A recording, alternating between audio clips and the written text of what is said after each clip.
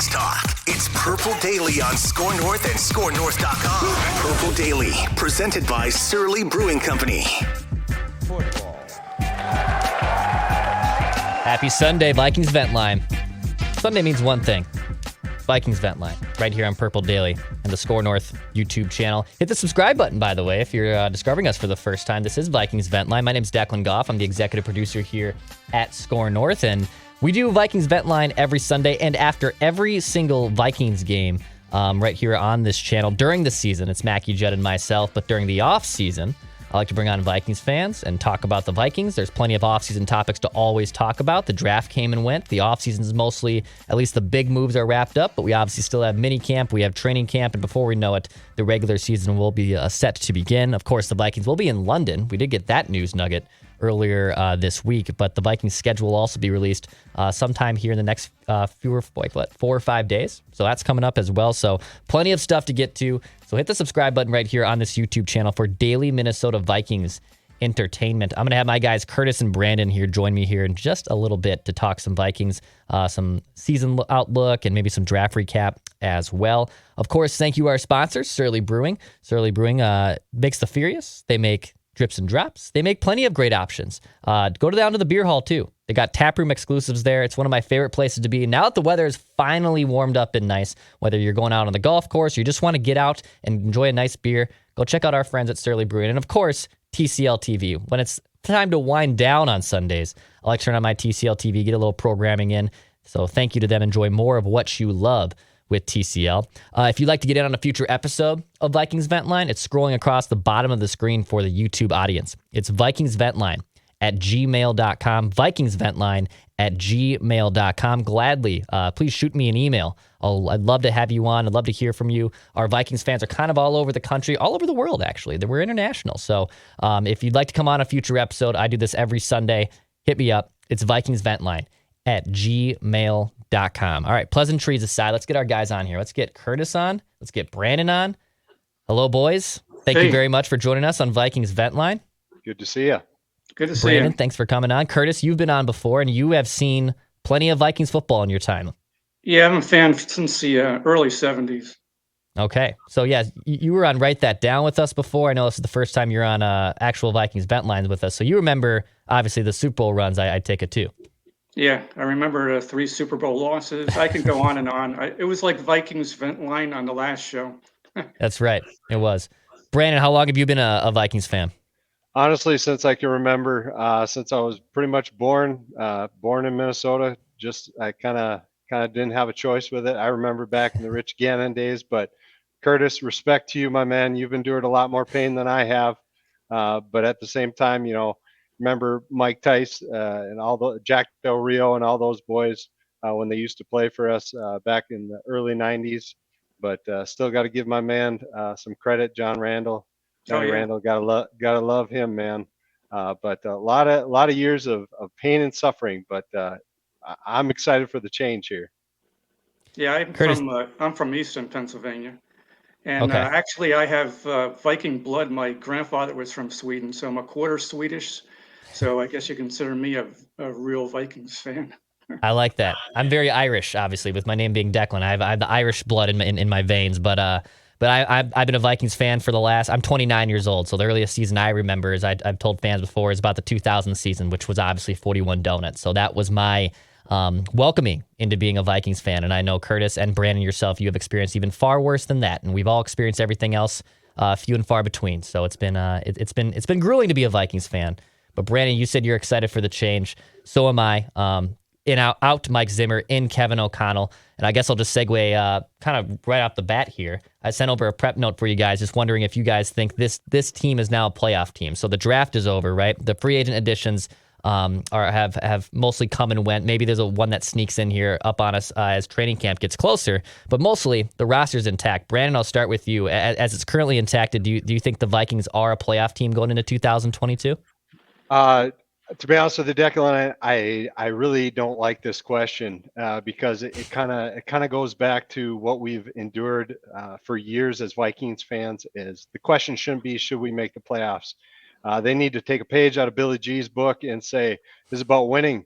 no, not to be facetious, Curtis, but you deserve a championship, my man. Hats off to you. You needed that chip, and so it's about it, the question should be: are the Minnesota Vikings a Super Bowl team right now? And do I think they're a playoff team? I'll just answer the question. Yeah, but when it comes to hanging those banners and getting those Lombardis, I still think there's holes to fill. When I look at the NFC, you got Tampa Bay, you got Green Bay, you got LA, you got San Fran. They're probably going to be in there. But then you look at the NFC East or the NFC least, whatever you want to call them. Those are the games I see on our schedule that we really need to kind of, I guess, kind of that make or break our season. We have Dallas at home. We got to win that one. Philly's doing some great things in the draft of building their team. I think Philly, when we play them away, that's going to be a pivotal game. And I believe we have Washington away as well. And Washington, they drafted that kid Mathis in the second round. Their defensive line is scary good. So I don't think that's going to be a cakewalk either. So when we face the NFC East, I think that's going to be pivotal. And obviously we face Arizona as well, but I think they're going to take a step back. If I see an odd team out, it's Arizona. Cliff Kingsbury, I think his clock is ticking as far as being out the door. They do have the human joystick in Kyler Murray, but I think we can overtake them. I see us at 10-7. Dallas with Mike McCarthy. I'm not going to push my chips all in for him. He's probably around that 9-8 range. Philly's probably 10-7 as well. But I do see us getting in the playoffs. Barring injuries, everybody deals with those, but do we have a deep enough team to replace our injured people? That will eventually happen. But there again, I'm going to come back to it. I want a Super Bowl. I don't want to just make the playoffs. I hear you. Curtis, what do you think, man? I know the Vikings should be a playoff team, but do you also think that they can contend for a Super Bowl? Well, according to my two write that downs, they should. From the, I predicted that they win at least 2 playoff games, and then the other one was being in the Super Bowl.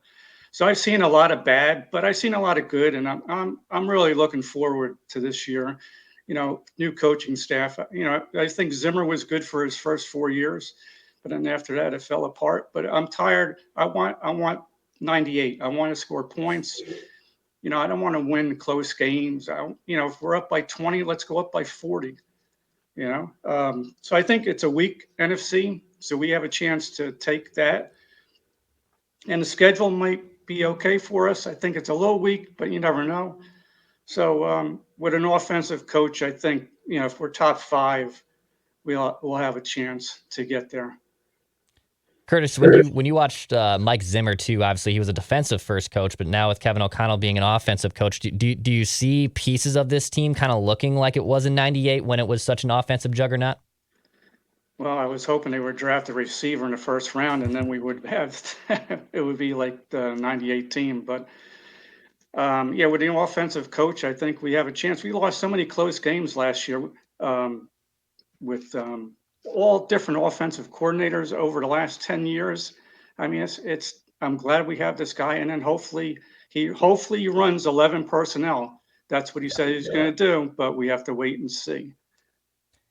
Yeah, well, we'll wait and see. I think what Kevin O'Connell should be able to bring should be pretty dang good. And I'm optimistic. I want to give him a longer leash. And look, Mike Zimmer was here for 8 years and established the defense and running the football in that old school hard-nosed ways. But this league is trending to be an offensive first league. And now you have a head coach that is embracing that. Yes, I would have loved to see a wide receiver as well. It actually kind of goes great into my next question here. I'm kind of curious your guys' thoughts on the draft because obviously the Vikings had to boast their defense. They made a lot of defensive picks on days 1 and 2, but they're kind of running it back with that offense. They don't really think nothing really needs to be added outside, maybe a plug-and-play guard here and there. Brandon, I'll start with you. What were your thoughts on the draft now that it's been about a week or so since it concluded? To be honest with you, I'm still excited.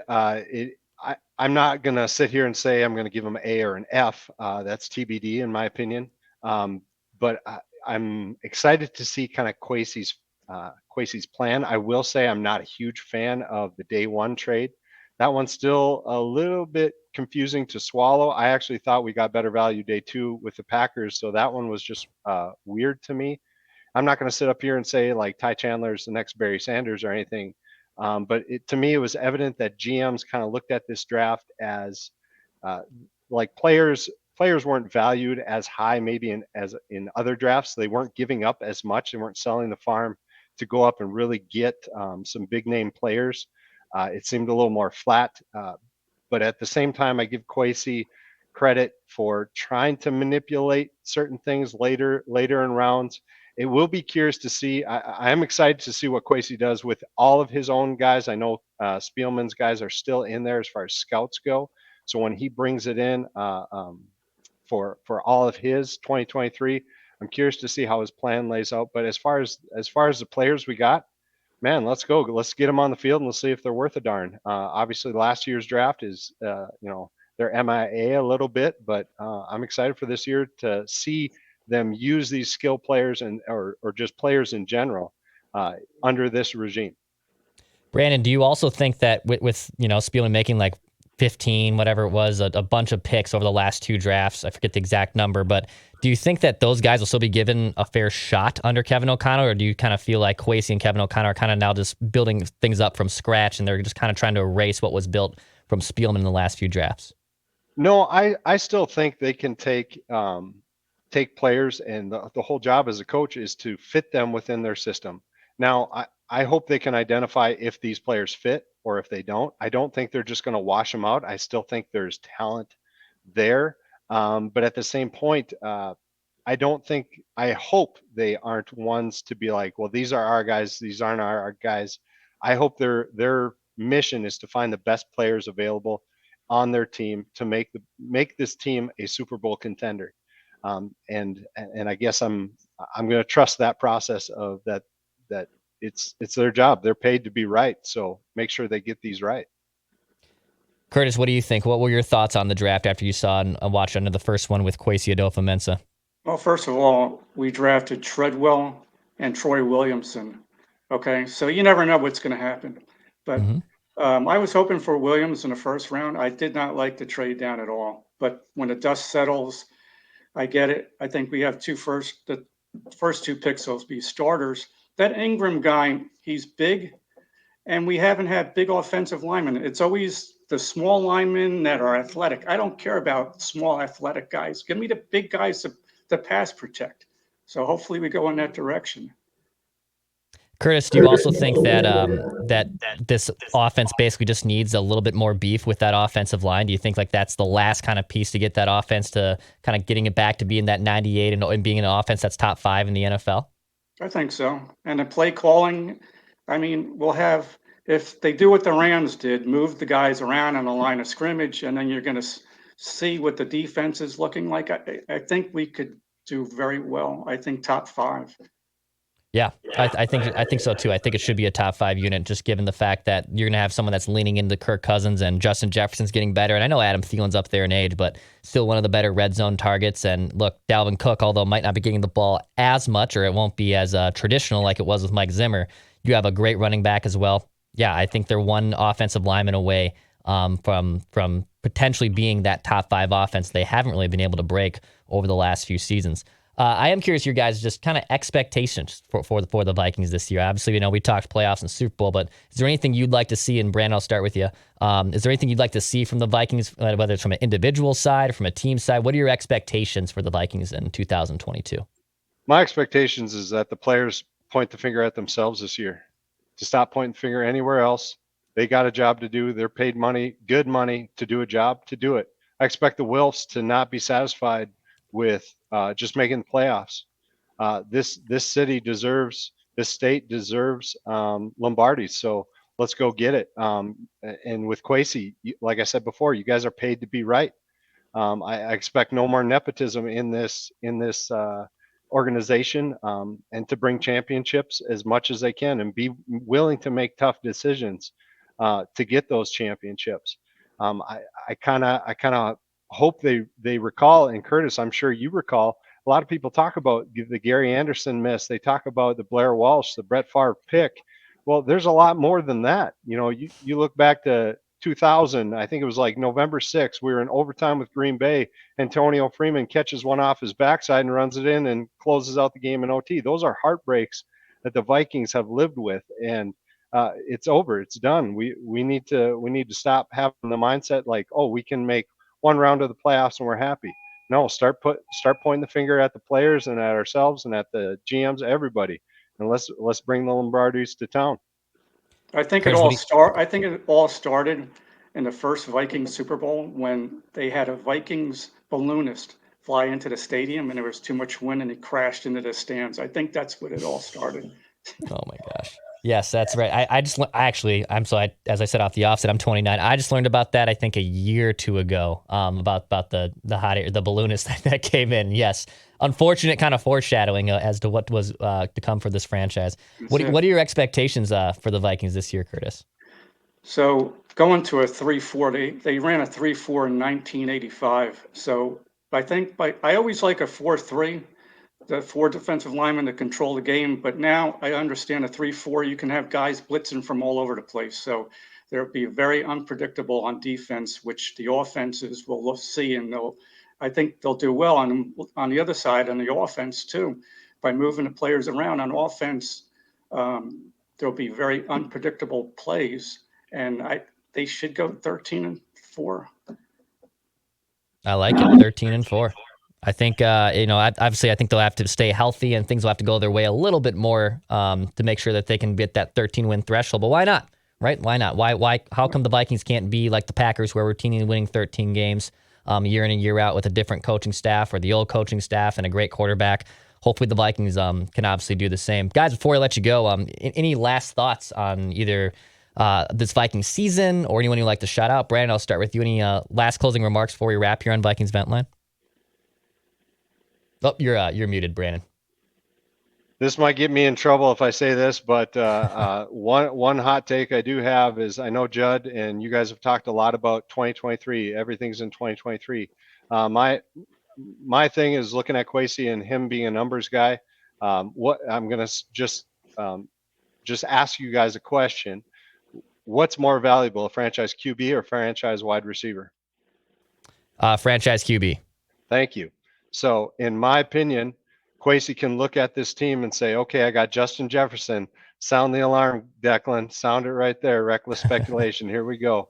But you could trade Justin Jefferson next year, avoid the huge cap hit. I know Judd's not going to like this, and I might get crucified for it. But you can trade him to, you got Pittsburgh, you got Miami, you got Baltimore, Tennessee. Trade Justin Jefferson and a 5th rounder to one of those teams. You get there first. A 3rd and probably a 7th just to make Rick Spielman happy, because I know somewhere in the universe he'll smile for that 7th round pick. But now you have 2 first rounders in 2023, and you can trade up, go get your quarterback, and you could even still have an extra pick if you trade 1 pick of 2023 and 1 pick of 2024. Get your quarterback, get your wide receiver. You got that kid Jordan Addison out of Pitt, man, he's good. You got Isaiah Foskey, I think he's an edge rusher out of Notre Dame. But yeah, call Randy in Cottage Grove. He'll tell you about those boys. They're good. But I think the hot take there is trading Justin Jefferson and getting that franchise QB. But I do want to shout out to my boys, Sam, Ryan, and Rich. Sam's drinks purple Kool-Aid every year. He thinks we're going to go 17-0. Ryan, he's the guy who just everything's bad about the Vikings. They're always going to lose. And Rich, he just don't care. And the guys from Sportsman's Cafe up in Deer River, Minnesota. Yeah, quick shout out, shameless plug. But yeah, every Friday morning we're talking football. And Guy Dale, he loved Christian Ponder, so he loves Kirk Cousins. So his evaluation on QBs, that's about how good he is. The only thing we got good out of Christian Ponder was Samantha Ponder in the in the TV world. But no, I'm ready for it. Let's wave the flags, let's hang the banners, and let's have some fun. I love it, man. Yeah, I mean, trading Justin Jefferson, that's a tough sell, but it might get you the franchise guy. Got to consider it. I'm a little against the idea, but I respect the hot take. I love it. Curtis, what about you, man? What's one last thing you'd like to get off your chest here? We haven't had a quarterback since Tarkenton. So, I mean, Culpepper was good, but he was a big turnover machine, small hands. And if he didn't have Moss, he wouldn't have put those numbers up. Tommy Kramer was good. But finally, can we get a quarterback? And I think it's next year. There's a kid, the last name is Hall, from Brigham Young, I think. I would love to get him. But there literally could be 7 quarterbacks going in the first round next year. Yeah. So I want to give a shout out to my daughter, because on my last time I was on a show, I praised my wife, my son, and my nephews, but I left her out. But she's a Giants fan. But happy Mother's Day to my daughter Toby and my wife Lisa. Happy Mother's Day indeed. Appreciate you guys coming on. Yeah, well, let's see if the Vikings can actually get a franchise quarterback, and most importantly, in the then and now, let's see if this team can compete for a Super Bowl in 2022.